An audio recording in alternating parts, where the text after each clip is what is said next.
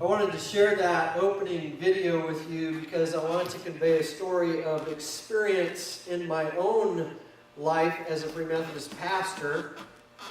I want you to understand that there are going to be some times when you just don't agree with me, not with you, and it could be even offensive to you.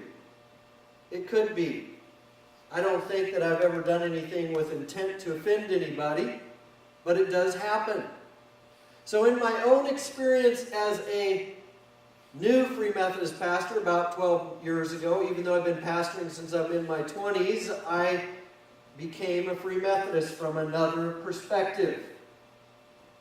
And so in that early journey, learning about honor and service to the place that God has me, I heard a very powerful message which I could have, and even in a way, took a little bit of offense to. Why? Because I love, let me preface it first, I love my bishops. They're kingdom-minded people. They really love God. They hunger for the things of God.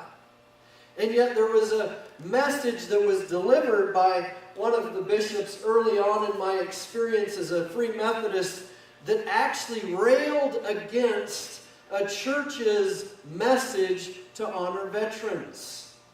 I didn't agree with it. I was somewhat offended at the time.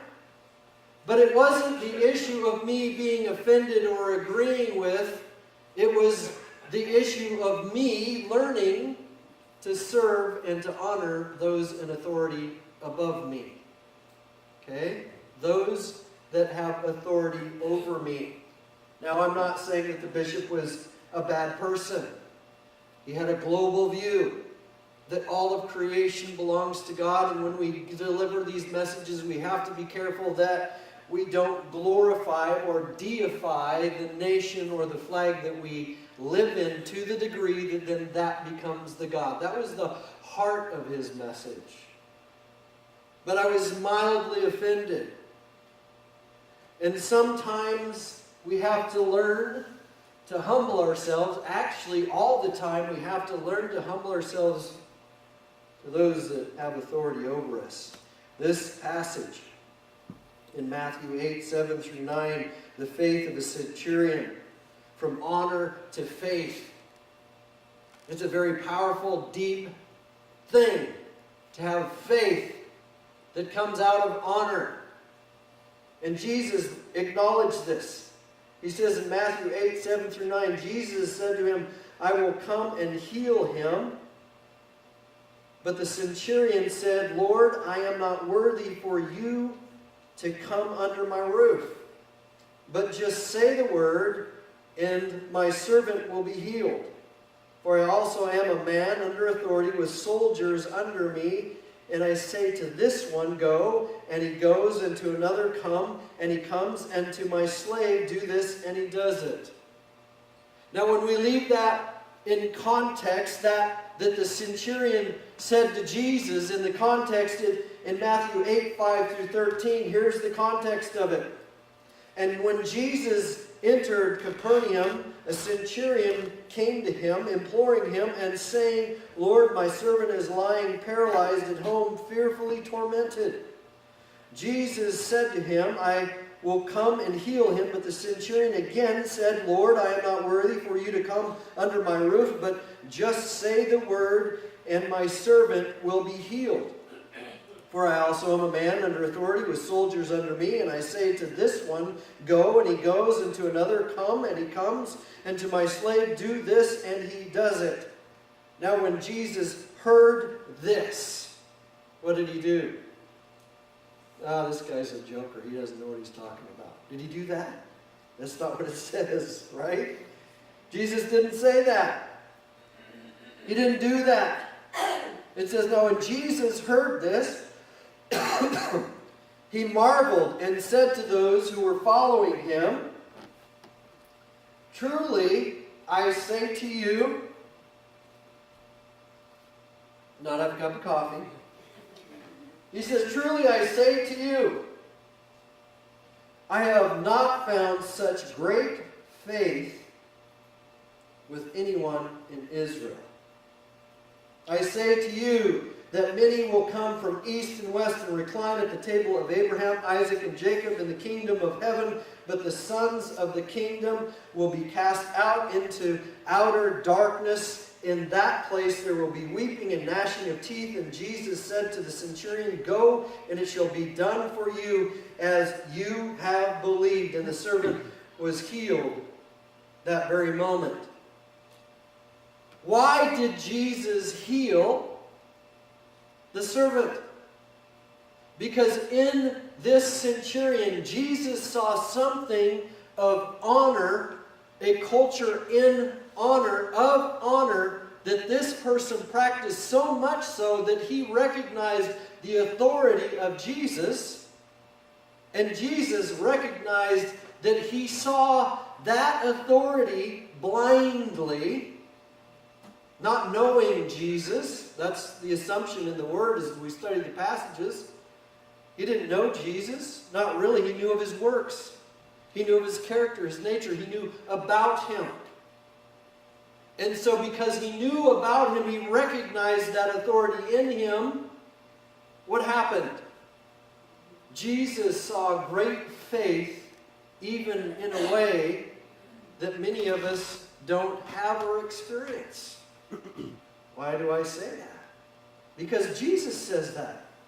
Right? It says that right here. He marveled and said to those who were following, Truly I say to you, I have not found such great faith with anyone in Israel. And then he goes on and he talks about this centurion, this Roman soldier, in a way, and expresses it in this way. Even those of God, right? It says it right here. It says, I say to you that many will come from the east and the west, recline at the table with Abraham, Isaac, and Jacob in the kingdom of heaven. But the sons of the kingdom will be cast out into outer darkness. Pharisees, scribes, those that have a religion, and actually supposed to be Jesus' own people, he gives honor back to the centurion, who's a Roman, and sees great faith in this Roman. You see, if we honor even those who have authority above us, or those who have a position, and there are times even when we who have, or those of you that have authority or position over somebody else, have to learn to honor even those that are subordinate to you. Why? Because they may have areas that they are responsible for, that they can perform that you cannot perform. There's that kind of honor as well. Matthew 7:12. You'll have to excuse me, I have a sore throat, so I have to drink every once in a while. Matthew 7:12. In everything, therefore, treat people the same way you want them to treat you, for this is the law and the prophets. Matthew 7:12. Romans 12:10. Be devoted to one another in brotherly love. Give preference to one another in honor. Philippians 2:3. Do nothing for selfishness or empty conceit, but with humility of mind, regard one another as more important than yourself. Titus 2:7. In all things show yourself to be an example of good deeds with purity and doctrine, dignified.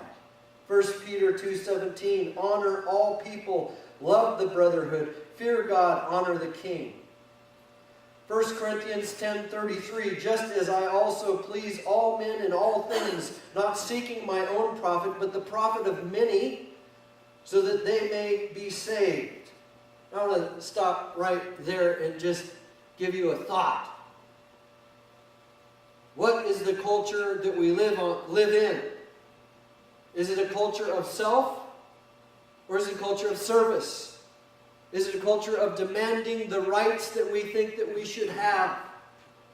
Or is it a culture that's learning to serve and to die and to honor others? You see, this little verse right here is talking about the greater cause or the greater good. John 13:34 through 35. A new commandment I give to you, that you love one another, even as I have loved you, that you also love one another. By this all men will know that you are my disciples, if you have love for one another. We actually read this earlier today in the youth Sunday school. Did you know that this word commandment in the Greek actually has a deeper picture to it? How many of you believe that when we talk about commandments, it's just bound up in laws and legalism and precepts or a directive? How many of you believe that Jesus was talking as he talked in, or God illustrated in the Old Testament, in Levitical law or the commandments? Is this the kind of commandment that Jesus was talking about? Did you know it's only a small part of that? You see, when Jesus was talking about keeping his commandments, you could actually replace that word command with this: character, essence, and nature. Let me reread that. John 13:34 through 35. A new essence and character and nature I give to you, that you love one another. Even as I have loved you, that you also love one another. By this all men will know that you are my disciples, if you have love for one another. If we honor one another and we act out the nature, the essence, and the character of Jesus Christ, if we act that way, then people will know. But if we don't act that way, we become what? Sounding cymbals. Ever heard that one before? It's quiet. Do I get an amen? Amen. All right. No snores. That's a good thing. We don't want snores. All right. Romans 13:1 through 7. Every person is to be in subject to the governing authorities, for there is no authority except from God.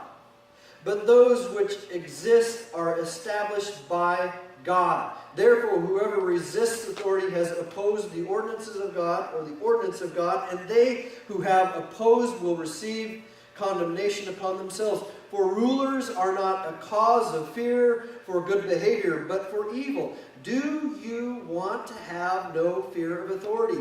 Do what is good, and you will have praise from the same. For it is a minister of God to you for good. But if you do what is evil, be afraid. For it does not bear the sword for nothing. For it is a minister of God, an avenger who brings wrath on the one who practices evil. Therefore, it is necessary to be in subjection, not only because of wrath, but also for conscience sake. For because of this you also pay taxes for rulers and servants of God, devoting themselves to this very thing. Render to all who is due them, tax to whom tax is due, custom to whom custom is, fear to whom fear, honor to whom honor. Wow. You mean I have to pay my taxes? Right? You mean I actually have to speak good of those political people that don't agree with me and I don't agree with them? Wow, why? Because if we live a life of self-sacrifice, we will discover much greater things. And if we as a group live honoring one another in self-sacrifice, faith begins to happen in such a way, things begin to happen in such a way that all of a sudden, as the centurion who had faith in someone he really didn't know but saw the fruit and the authority that he had, and he subjected it himself under his authority, miracles happen. The power of God shows up. The power of God shows up. How many of you want to see the power of God? How many of you don't care about the power of God? I'll pray for you. Amen. 1 Thessalonians 5:12 through 13. But we request of you, brethren, that you appreciate those who diligently labor among you and have charge over you in the Lord, and give your instruction, and that you esteem them very highly in love because of their work. Live in peace with one another. It's important to understand it's talking about those that are in the Lord, those that know Jesus, those that are in Jesus Christ. Hebrews 13:7-8. Remember those who lead you, who spoke the word of God to you, and considering the result of their conduct, imitate their faith. Be like them. Jesus Christ is the same yesterday and today and forever. Ephesians 6:1-3. Children, obey your parents. Oh, my boys really love it when I tell them this one. Children, obey your parents in the Lord. Here's the key, though. Your parents are in the Lord. Huh? So we just try to lord over them and whip them down and beat them down. Do what I say. I don't know that that's in the Lord. Okay? We got to be careful with that one. We could misquote that passage real easy. Children, obey your parents in the Lord, for this is right. Honor your father and your mother, which is the first commandment, with a promise, so that it may be well with you and that you may live long on the earth. Luke 14:7-11. Brian doesn't have this one. I added it just to confuse him. No, I didn't. I added it because it's part of it. It's very powerful. Luke 14:7-11. If you want to open up your Bible, Luke 14:7-11, the wedding feast. And he began speaking a parable, Jesus, to the invited guests when he noticed how they had been picking out the places of honor at the table, saying to them, when you are invited by someone to a wedding feast, do not take the place of honor. For someone more distinguished than you may have been invited by him. And he who invited you both will come and say to you, give your place to this man, and then in disgrace you proceed to occupy the last place. But when you are invited, go and recline at the last place, so that when the one who has invited you comes to, and he may say to you, friend, move up higher, then you will have honor in the sight of all who are at the table with you. For everyone who exalts himself will be humbled, and he who humbles himself, herself, will be exalted. There's another passage. I want to share a personal story with you, and then we're going to go back to the Centurion.